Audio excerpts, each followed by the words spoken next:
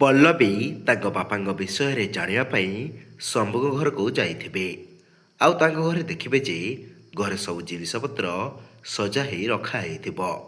ଆଉ ତାପରେ ପଲ୍ଲବୀ ସିଓର ହୋଇଯିବେ ଯେ ଶମ୍ଭୁ ଅଙ୍କଲ ଘରକୁ ଫେରି ଆସିଛନ୍ତି ବୋଲି। ଆଉ ତାପରେ ପଲ୍ଲବୀଙ୍କ ନଜର ପଡ଼ିବ ଗୋଟେ ଫାଇଲ ଉପରେ। ଆଉ ସେ ଫାଇଲକୁ ଆଣି ଦେଖୁଥିବେ। ତାପରେ ଶମ୍ଭୁ ସେଠାକୁ ଚାଲି ଆସିବେ। ଆଉ ପଲ୍ଲବୀ ଡରିଯାଇ ସେ ଫାଇଲକୁ ତଳେ ପକାଇଦେବେ। ତାପରେ ଶମ୍ଭୁ କହିବେ, ମୋ ପାଖରେ ବେଶୀ ସମୟ ନାହିଁ, ନହେଲେ ସେ ଲୋକମାନେ ମୋ ସହିତ ସେଇଆ କରିପାରନ୍ତି ଯାହା ତୋ ବାପା ସହିତ କରିଥିଲେ। ତାପରେ ପଲ୍ଲବୀ କହିବେ, ମୋ ବାପାଙ୍କ ସହିତ ଯାହା କରିଥିଲେ ମାନେ ମୋତେ ଟିକେ ବୁଝେଇ କୁହନ୍ତୁ। ଆଉ ଆସ ଏଠି ବସି କଥା ହେବା। ତାପରେ ଶମ୍ଭୁ କହିବେ, ନାଇଁ ମୁଁ କହିଲି ନା ମୋ ପାଖରେ ବେଶୀ ସମୟ ନାହିଁ ବୋଲି। ଆଉ ତୁ ମୋ ସାଙ୍ଗରେ ଆସ।